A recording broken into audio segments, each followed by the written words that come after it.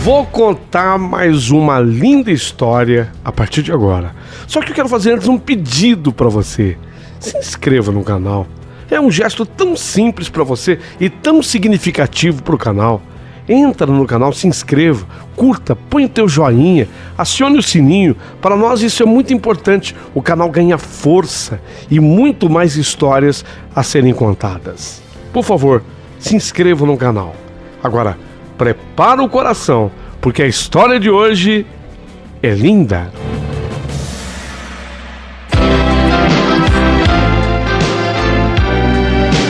Rádio Emoção.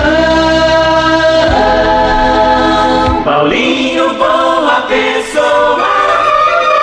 A verdade de cada um.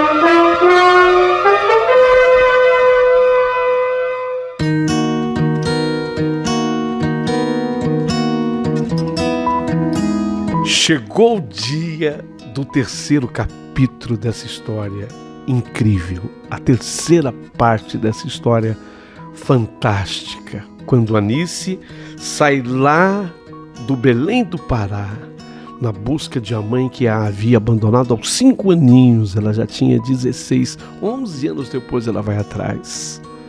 Acaba tendo em 3 dias relações sexuais com 3 homens diferentes, embora fosse uma mulher honestíssima. E vocês já sabem, como resultado disso, uma gravidez. E a grande pergunta da Anice: quem afinal de contas seria o pai do filho que eu esperava? Mas surgiu na vida da Anice uma grande mulher, a Dona Carolina. Foi uma enviada de Deus. Você vai saber de tudo o que aconteceu na vida dela nesse terceiro episódio, nesse terceiro capítulo que começa a partir de agora.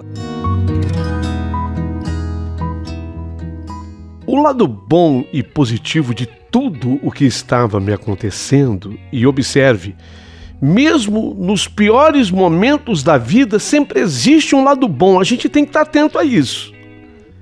Sempre existe um lado bom. E o lado bom era justamente aquele. Eu agora estava dentro de uma casa que eu jamais sonhara e ali me sentia segura. Eu estava dentro da casa de Dona Carolina. E quando a minha maior preocupação era tentar descobrir, afinal de contas, quem era o pai da criança que eu esperava, ela, a Dona Carolina, me pede: calma, Nice, escuta, calma. Eu sei de tudo o que se passou com você, Anice.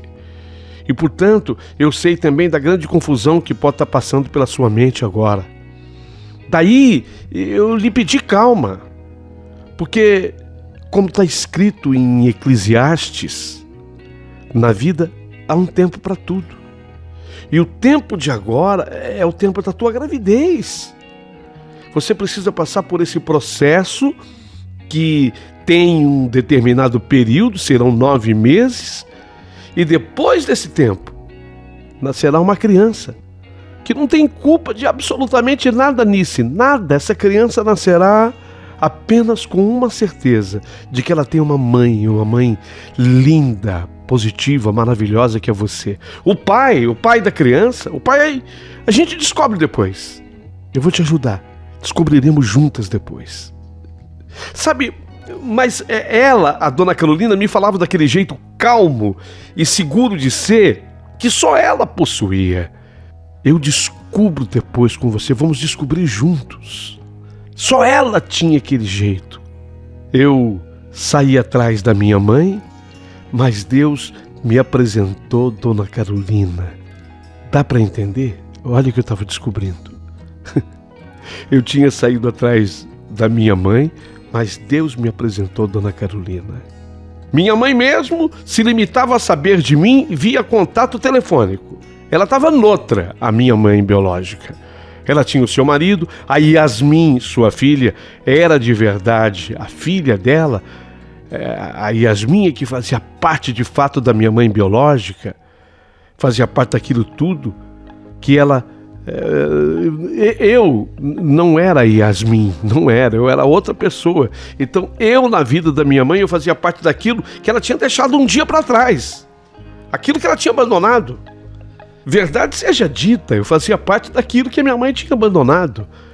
Até a dona Conceição, essa é a primeira vez que eu falo o nome dela aqui, a irmã mais velha da dona Carolina, até ela me tratava muito bem. Até ela. E eu procurava retribuir, graças a Deus, eu procurava retribuir com a força que eu tinha, a do meu trabalho, porque eu tinha comigo essa força, sabe? E isso devia até o meu pai. O meu pai me ensinou a ser trabalhador. O meu pai é extremamente trabalhador. Meus irmãos também. A força e o costume do trabalho vinham daquela casa lá de Belém. Numa casa que depois eu sabia bem, eu era a única mulher.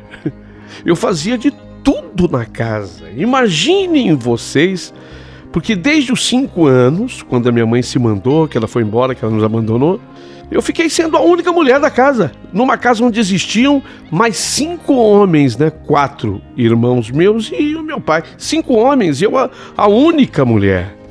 Então eu tive que me virar desde muito pequena, desde muito cedo.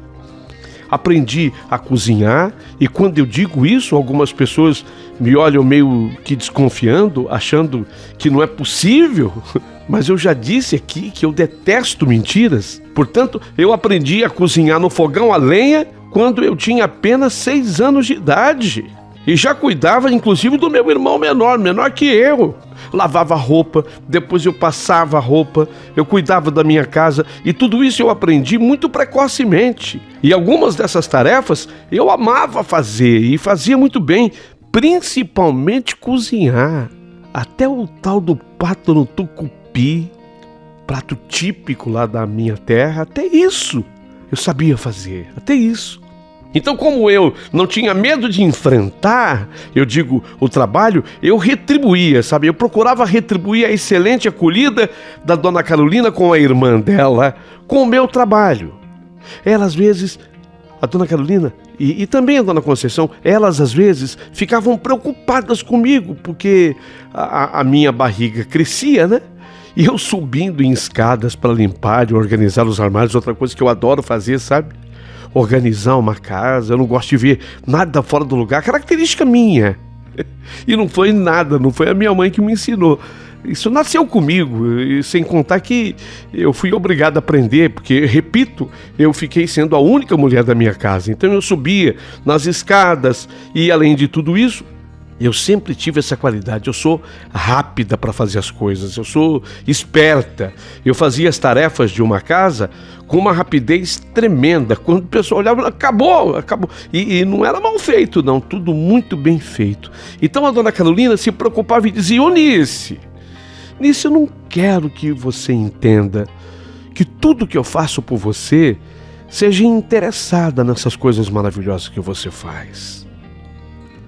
Lógico que eu tinha certeza disso, e exatamente pela certeza eu fazia tudo, mas eu fazia tudo com amor, com muito amor. E aí ficava tudo melhor ainda, né? Quando a gente faz com amor, fica muito melhor.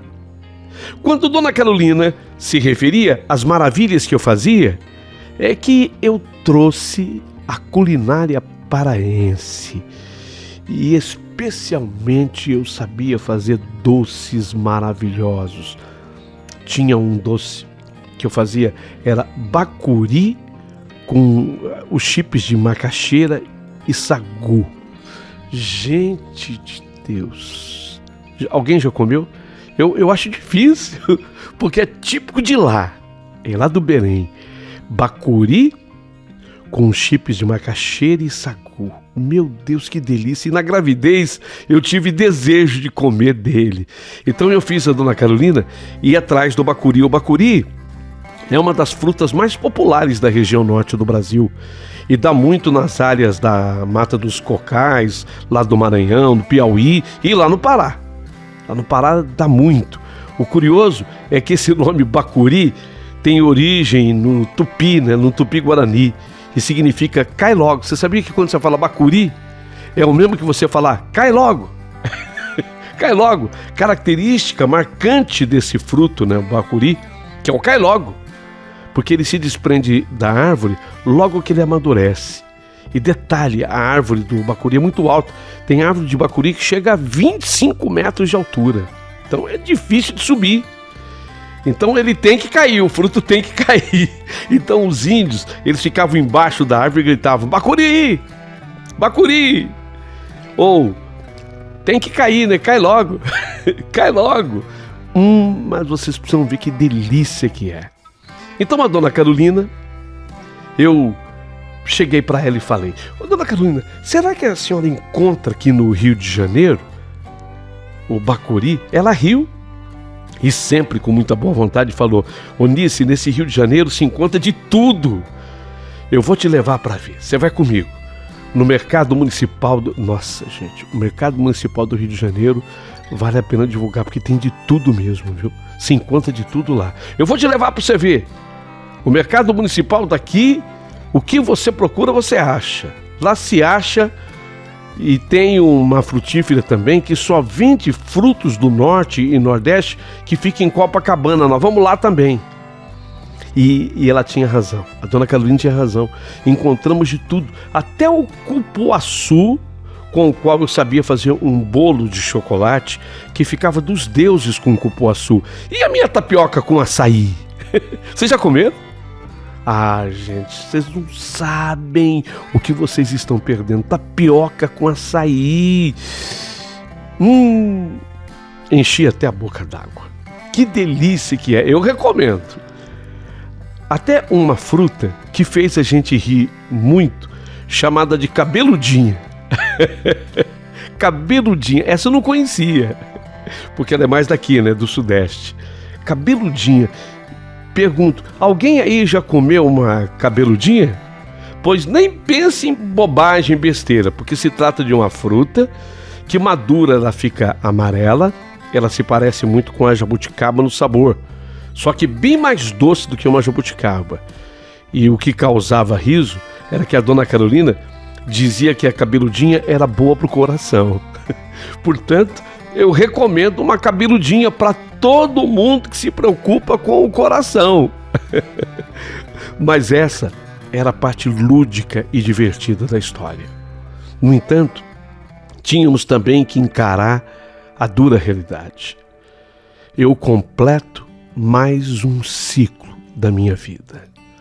Concluídos 9 meses de gravidez, foi a dona Carolina e a dona Conceição que me levaram para a maternidade no carro da dona Carolina.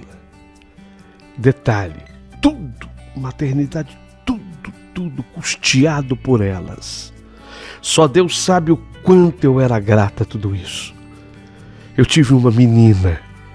Elas não queriam, mas há muito eu já tinha decidido. Se menina fosse, se chamaria Carolina Conceição. Era uma homenagem e o mínimo que eu podia fazer por elas, de agradecimento, né, por tudo que elas faziam por mim. Carolina Conceição. Foi esse o nome que eu dei para minha menina. Eu não sei que milagre a minha mãe biológica, ela foi lá na maternidade me visitar. Levou um macacãozinho para, entre aspas, neta, e pronto. Ela achou que já tinha feito a sua parte. Porque quem de fato cuidava de mim como filha era sempre ela, dona Carolina. E justiça se faça sempre com a aquiescência de dona Conceição, a irmã mais velha. Afinal, a casa pertencia às duas. A expectativa, assim que Carol, a chamávamos assim, a minha filha, a chamávamos assim para não confundirem até com a dona Carolina. Então a minha filha virou Carol, embora fosse Carolina Conceição o nome dela. Carol, a gente chamava de Carol. A Carol foi ganhando dias e a pergunta que não queria calar. Afinal de contas, a Carol se parece com quem? Eunice, você acha que ela se parece com quem? Me perguntava, ora a dona Carolina, ora a dona Conceição. O que você acha? Se parece com quem? Eu, na verdade, eu revelava uma preferência. Eu procurava nela traços do Celo. Eu ficava atrás de detalhes, tipo olhos, nariz, a boca. Num recém-nascido, você busca esse tipo de referência para mais ou menos associar ao pai. Eu ficava torcendo para que ela tivesse traços do celo.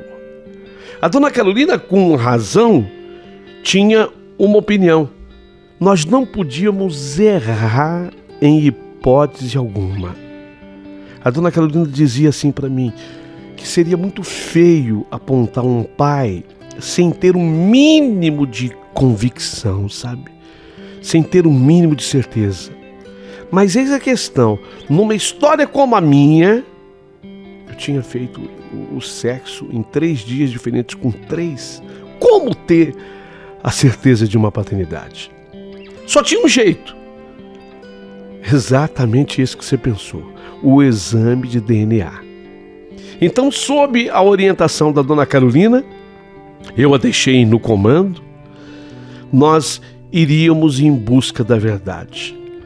A pessoa mais acessível para esse tipo de solicitação era o Ulisses, o meu namorado lá de Belém.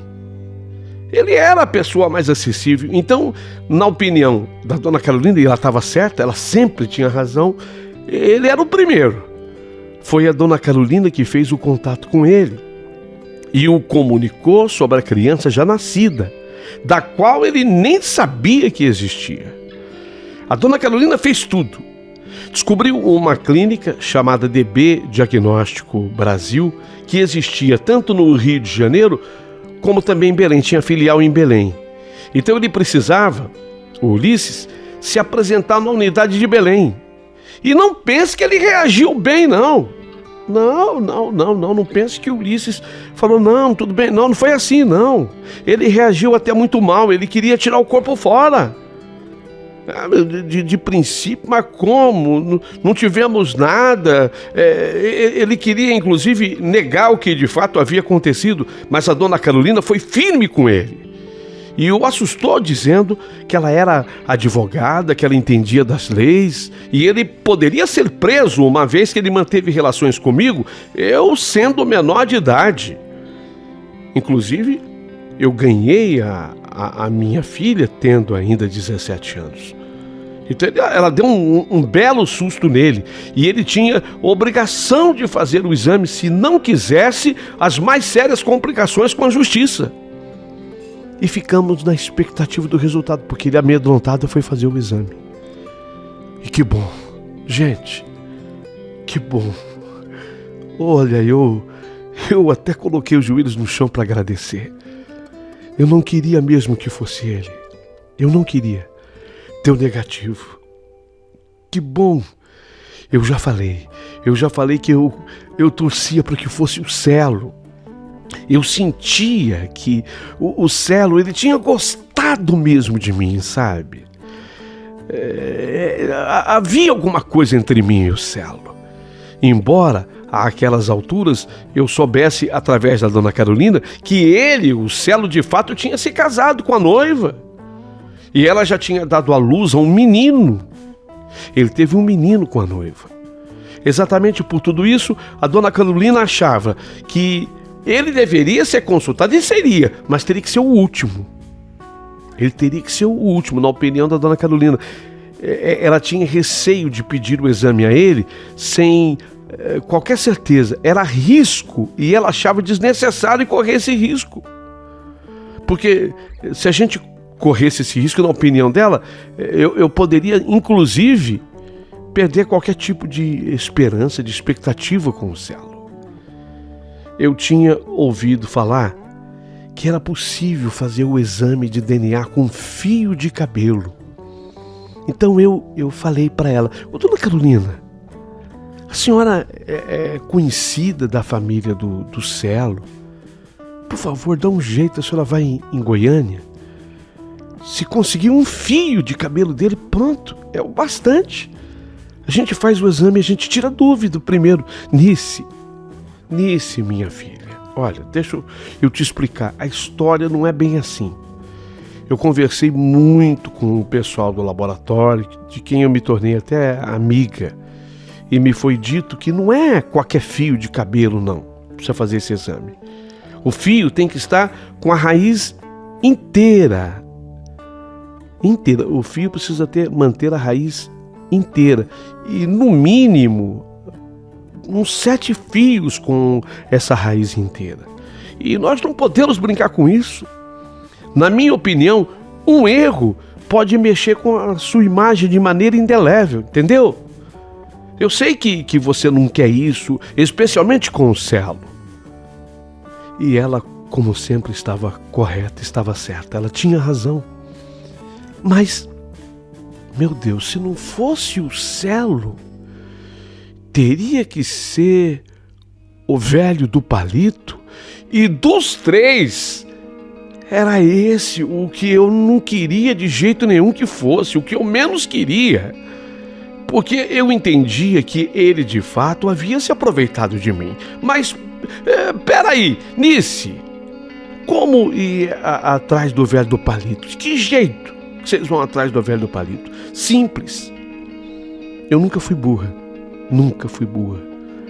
Desde o primeiro momento eu tinha anotado as placas do caminhão do velho do palito. Ele era da cidade de Volta Redonda, o caminhão. E quando o Divaldo, que era o nome dele, né?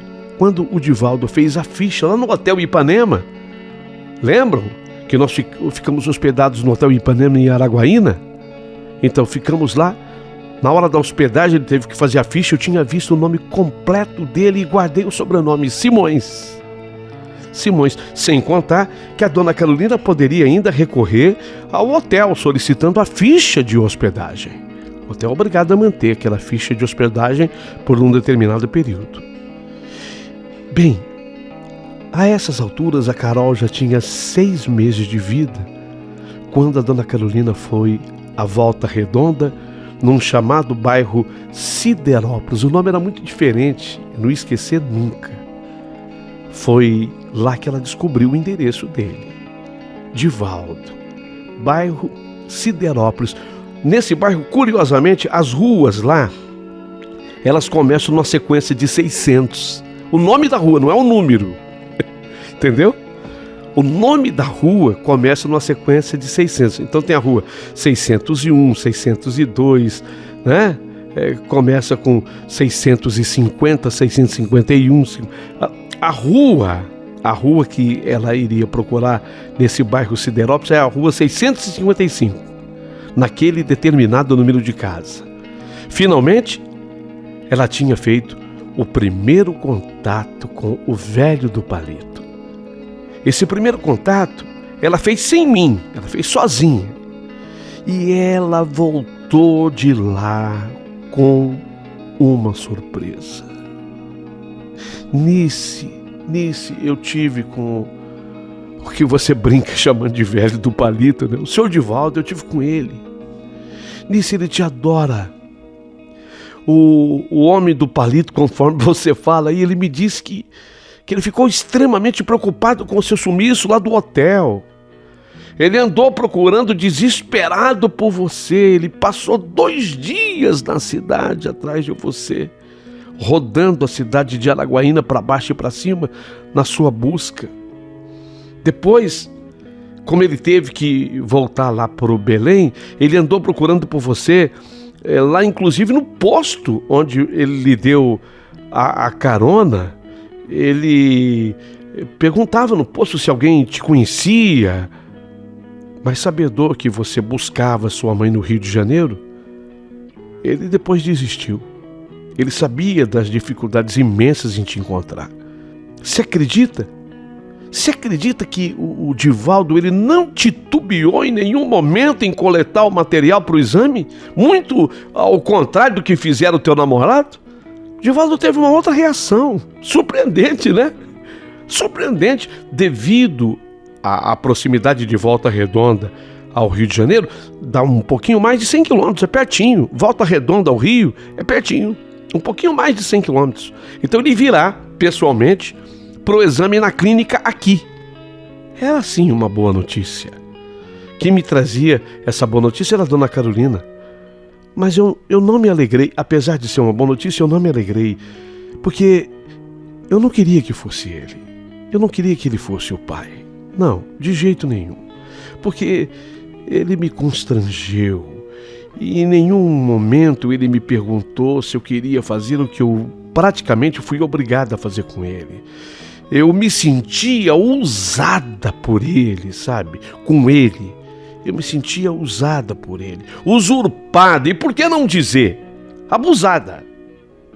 Abusada por ele. Talvez fosse até uma expressão forte diante de toda a história que vocês já sabem, mas não há como fugir disso.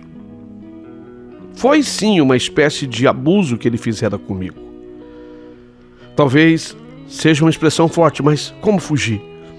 E depois, ele demasiadamente velho, né, para ser pai da minha filha.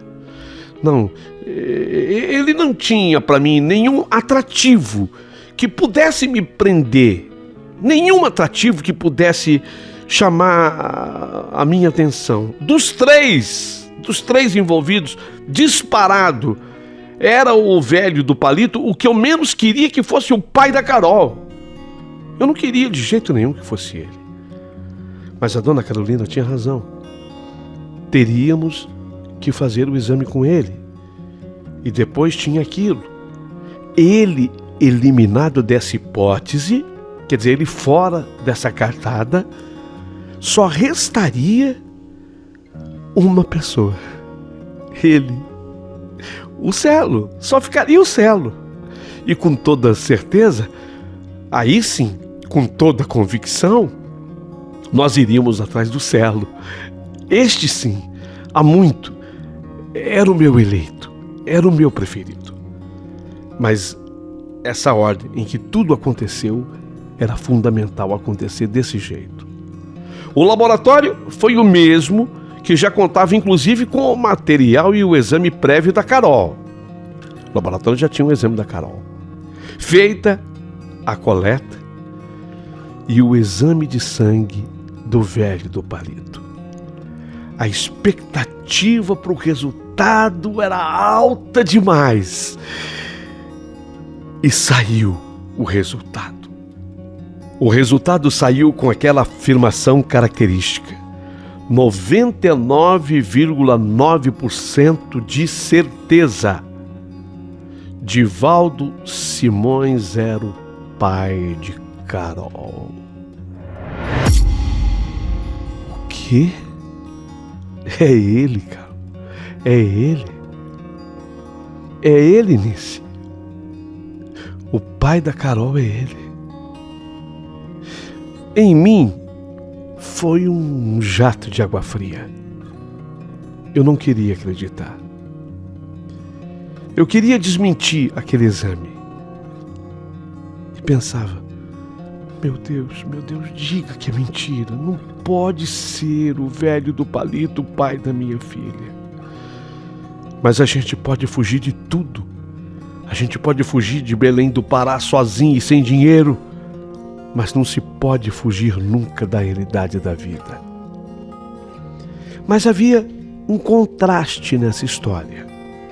Divaldo, ele estava feliz. Feliz não, ele estava felicíssimo. Ele estava realizado. Por mais incrível que possa parecer, ele estava feliz, muito feliz. E havia, sim, uma razão muito forte para isso. Divaldo contava agora 61 anos de vida e ele considerava que havia perdido tudo em sua vida. Explico. Ele era separado da mulher com quem tivera uma filha de nome Natália. A filha era tudo na vida do Divaldo, era tudo para ele. Mas já separados, a mulher vivia com outro homem. E quando faziam uma viagem para Guarapari, uma cidade do Espírito Santo, viajavam de Volta Redonda para Guarapari, eis que acontece um acidente. O casal sobreviveu. Praticamente sobreviveu com apenas escoriações. Mas Natália, que estava no banco de trás do carro e sem o cinto de segurança, acabou sendo atirada para fora do carro. Fraturou o pescoço e teve morte no local. A menina tinha apenas 15 anos quando morreu. Este era o grande golpe da vida do Divaldo. Os fatos já remontavam 21 anos de acontecidos. 21 anos. Embora as dores ele guardasse consigo para sempre. E olha o que acontece agora. O que acontece agora na vida do Divaldo. Ele dá uma carona por uma menina em fuga. Com essa menina acabou fazendo tudo o que ele fez. E disso resulta uma gravidez. E a gravidez resulta numa filha. O que muita gente antes poderia julgar que fosse para Divaldo um castigo, não era. Em verdade, muito pelo contrário, era um prêmio. Era um prêmio. Se eu estava triste, e eu estava, e até decepcionada, e eu estava, Divaldo estava feliz. Ele estava realizado. Mas ele não era o único, não. Também a dona Carolina estava contente e ela me explicava. Entenda, Nice, eu vou tentar te explicar. Olha, o Divaldo, sendo o pai, não significa que você tenha que se casar com ele, entende? Mas significa que ele é um homem bem-sucedido. Essa casa que ele tem no bairro Siderópolis, em Volta Redonda, é uma bela casa.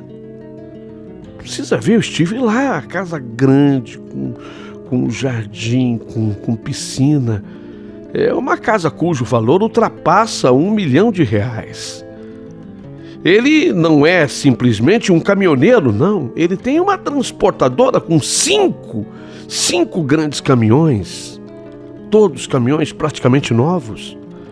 Eu quero dizer com isso que ele chancela, sabe? O futuro da sua filha. Ele garante o futuro da Carol. E tudo isso é muito importante. Você me entende, Nice? Mas, dona Carolina, eu terei que ter uma convivência com ele. Sim, é verdade, mas apenas uma convivência civilizada, não marital. Ele virá fazer visitas à sua filha e terá compromissos e obrigações também para com a menina. E eu tenho certeza de que ninguém irá perder com isso, Nice, e muito menos a sua filha, muito menos a Carol. Mais uma vez, a dona Carolina estava certa. A felicidade de Divaldo era imensa ao conviver com a filha tão linda. Ele, quando a pegava no colo, ele chorava de emoção. E ele dizia em agradecimento a Deus que de tanto ele chorar, que de tanto ele pedir, Deus tinha devolvido a filha que ele havia perdido. Olha o que ele falava. Que Deus tinha devolvido a filha que ele havia perdido. Eu, no início, eu até implicava com isso, dizendo que a minha filha não era devolução, minha filha não era volta de ninguém, mas a dona Carolina me corrigia, dizendo que eu fizesse ouvidos moucos para isso, que eu não ouvisse isso. Era apenas a maneira de pensar do Divaldo, que foi deixando de ser dessa maneira. O Divaldo foi deixando dessa forma de ser o velho do palito, para se tornar o pai de Carol. Como pai de Carol, ele merecia mais respeito. E era incrível. Ele não deixava faltar absolutamente nada para a menina, nada. Ele vivia atento a tudo que a menina precisasse. E ela tinha muito mais do que precisava, inclusive. No fundo, o desejo de Divaldo era que eu ficasse com ele, sabe? Ele queria que eu ficasse com ele. Mas não tinha lógica isso. Não. Lógico que isso eu não podia fazer nunca. Não, nunca. Nunca. Jamais tive olhos do amor mulher/homem pro Divaldo. O Divaldo ainda tinha a imagem do velho que abusou do corpo da jovem. Essa era a impressão que ficara arraigada em mim e que se tornava quase impossível de se dissipar. Mas é aquela história. Ele se desdobrava em cuidados com a Carol. Era impressionante. Quer adoçar a minha boca, dê doces à minha filha. Ele consegue me conquistar por aí, mas veja, conquistar a minha admiração. O que estava muito distante de me conquistar como mulher. Enquanto isso, eu tinha uma vida no Rio de Janeiro. Eu tinha uma vida. Foi Dona Carolina quem me fez voltar a estudar. Eu ainda era jovem para isso. Quando Carol completou 1 aninho, eu tinha 18. E ela me fez, então, matricular-me num supletivo do 2º grau, onde em 1 ano e meio eu concluí o meu colegial. Não satisfeita, a Dona Carolina me fez entrar numa faculdade e instruiu-me a fazer direito. Ela achava que com esse curso de bacharel em direito, aber-se-iam muitas possibilidades de concursos públicos. E eu já tinha aprendido a não duvidar em nada da Dona Carolina. Então eu a seguia em tudo que ela me orientava, pois era nítido que em tudo o que ela me orientava, ou já tinha me orientado, tinha dado certo. Tinha dado certo. Na faculdade, eu nem vi, na verdade, o tempo passar. Porque é assim, né? O tempo voa e muitas vezes perdemos tempo na vida, né? É assim. O tempo voa, de forma que aos 24 anos eu estava formada bacharel em Direito.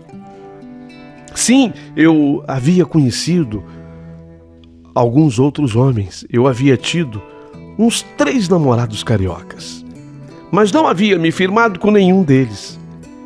E eu não perdia a minha energia, além da dedicação aos estudos, eu não perdia a minha energia, eu ajudava a Dona Carolina e a Dona Conceição da melhor maneira que eu podia na casa delas.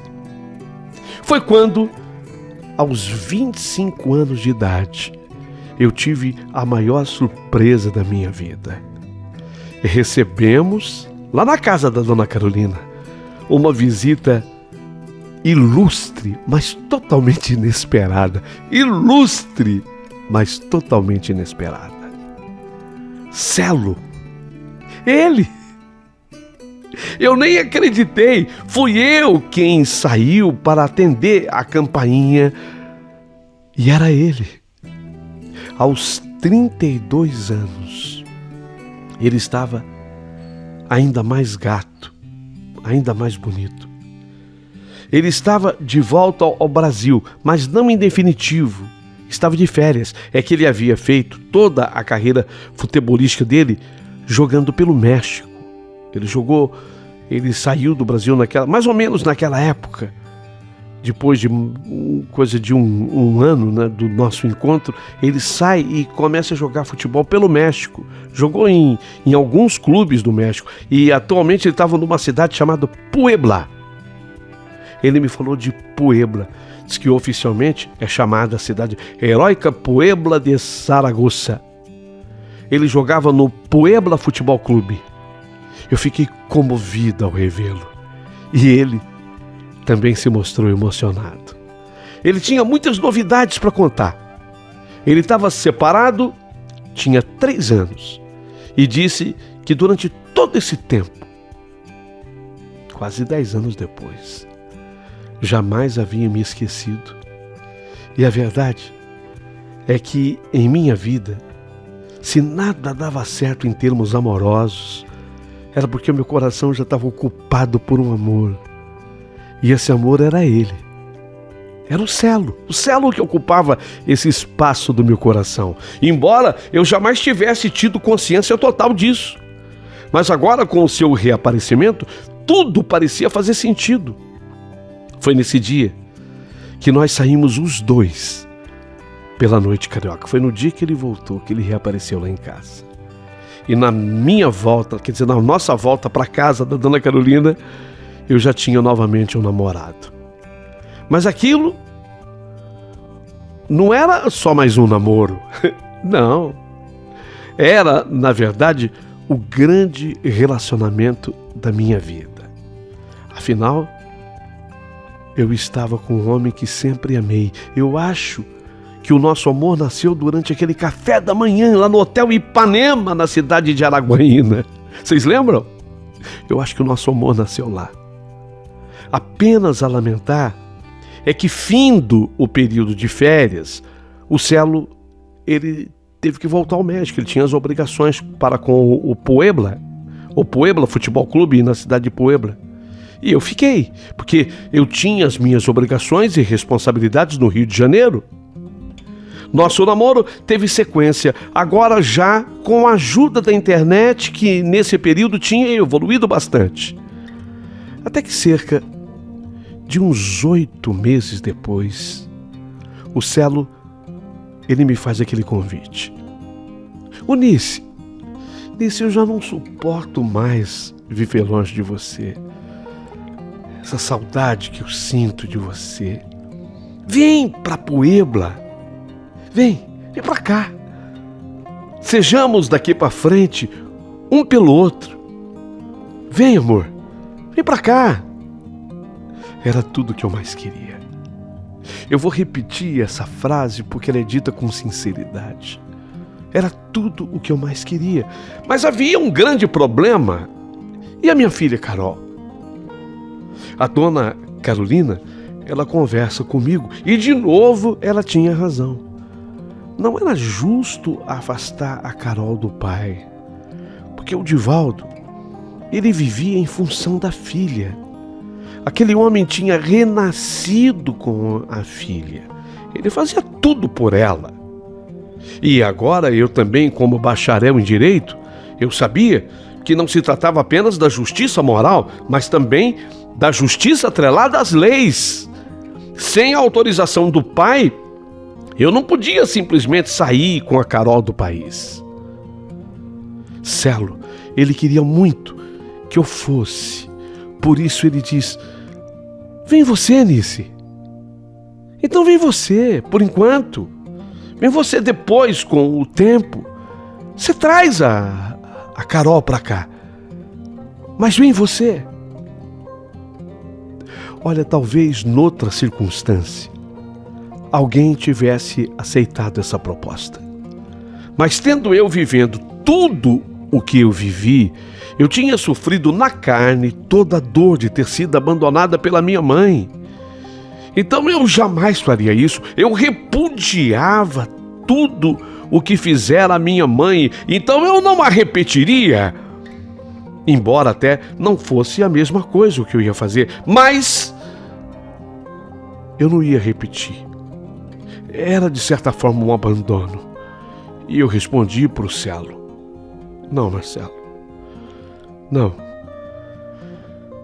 Isso nunca. Sem a minha filha, jamais. Não vou. Não. Sem a minha filha, nunca. Não vou. A verdade foi que o Celo, ele, de certa forma, se ofendeu com a minha resposta. Ele achou que eu agia assim porque não sentia por ele amor o bastante, amor o suficiente. Ele estava errado, eu o amava. E para complicar tudo, aos 73 anos, aqui no Brasil, o Divaldo, aos 73 anos, sofreu um derrame lá em Volta Redonda. Ficou internado por mais de 3 semanas. Teve alta e ficou com sequelas devido ao derrame. Me disse o Divaldo que um médico o avisou que ele não teria muito tempo de vida pela frente. O médico o havia avisado disso. Foi quando ele me fez aquele pedido: Nice, por favor, Nice, me permita passar esses últimos meses ou ano de vida que eu tenho pela frente ao lado da minha princesa, ao lado da minha filha Carol. Por favor. Por favor. eu tô te implorando, Nice, por favor. A minha filha estava então com 12 anos. Ela amava ao pai mais do que tudo, e talvez amor igual ela só sentisse pela avó. Detalhe, a avó considerada e da qual falo não era a minha mãe biológica, não, e sim a Dona Carolina. Essa era a avó para ela. Dona Carolina, que inclusive fala comigo também nesse episódio. A Dona Carolina achava que eu devesse atender o pedido do Divaldo. Ele merecia. Ele merecia. Fiquei uns dias pensando, mas a minha filha insiste. Divaldo insiste do outro lado me pressionando. E o que parecia impossível de acontecer, aconteceu. Eu e a Carol, nos mudamos para a casa do bairro Siderópolis, na rua 655, Volta Redonda. A casa era grande, quintal imenso, com jardim e piscina. Um paraíso para minha filha de 12 anos. E era exatamente o que falava o Divaldo. Ele dizia que nós havíamos transformado a sua casa num pedacinho do céu. Que ele não precisara morrer para conhecer um pedacinho do céu. A casa dele havia sido transformada nesse pedacinho de céu. Quando eu fui morar lá com a Carol, eu fui com a expectativa de ficar por uns meses. Mas o tempo vai se estendendo. Até que um dia, eu mesma não acreditei. Quando no mesmo quarto e na mesma cama, dormimos. Eu, Carol e Divaldo. Eu vou repetir. Quando na mesma cama, dormimos eu, Carol e Divaldo. Eu nunca imaginei na minha vida que aquela cena fosse possível. Nunca, nunca, nunca, nunca, nunca. Isso nunca passou pela minha mente. Eu apenas preciso citar e valorizar para dizer para você que a vida é extremamente surpreendente. Ficamos os três na cama. E depois que a Carol dormiu, ela estava com 12 anos. Eu fiquei bem do lado do Divaldo. E dormimos aquela noite de forma que eu o abracei. Mas veja o que estava acontecendo. O inesperado estava acontecendo. A minha história não termina aqui. Não perca a parte final dessa história. Linda. Amanhã você vai ouvir a parte final. A parte final dessa história já está disponível aqui, no nosso canal. Mas respeite a ordem. Tem a parte número 1, a parte número 2, a parte 3 e a parte 4 é a parte final. Essa é a ordem da história. Ouça e mande o seu comentário.